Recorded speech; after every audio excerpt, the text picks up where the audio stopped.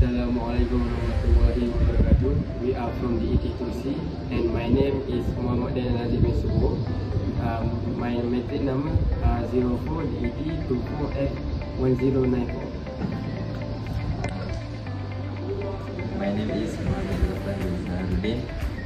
Matric 04DET24F1089.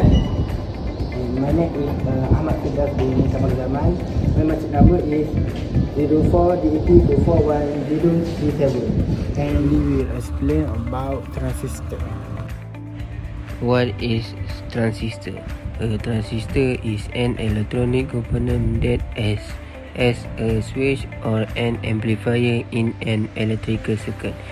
It has three main terminals: base, collector, and emitter.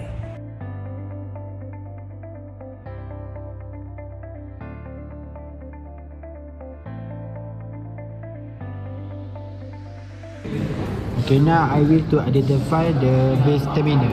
First, we need to set a 10 ohm and calibrate it. Okay. The first step,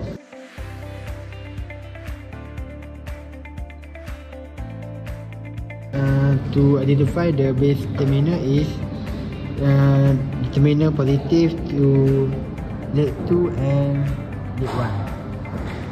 Okay, we get a high value and LED 2 and LED 3, and we also get a high resistor.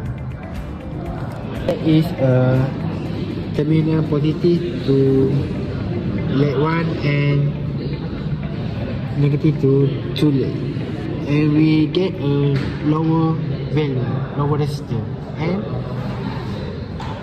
the terminal positive to 3 LED and the terminal negative to middle LED, and we also get a lower value. Okay, to identify the base terminal is if both of the reading on the meter show a reflection, we know that base terminal. So to the base in the transistor is middle LED. Okay, thank you. Middle LED. Okay, now I will to identify emitter and collector for PNP transistor. Okay, first we need to set 10 kilo and calibrate it.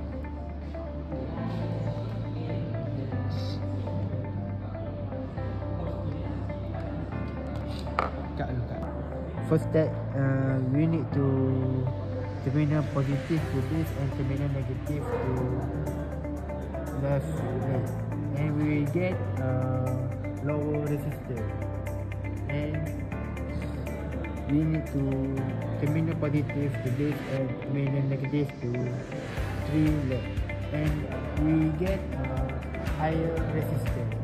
Okay, and the lower resistor is emitter and the higher resistor is collector. Okay. Okay, now I will to identify the transistor for NPN. First, we need to connect the terminal positive to base and emitter. And we get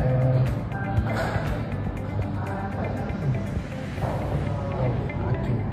And then we connect this terminal negative to collector.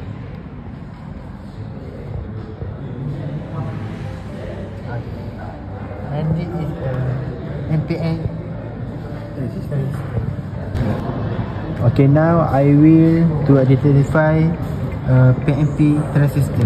First, we need to connect the terminal negative to base and terminal positive to collector, and we get a low. And that's that we connect the terminal negative to base and terminal positive to emitter. Okay. And this is PNP transistor.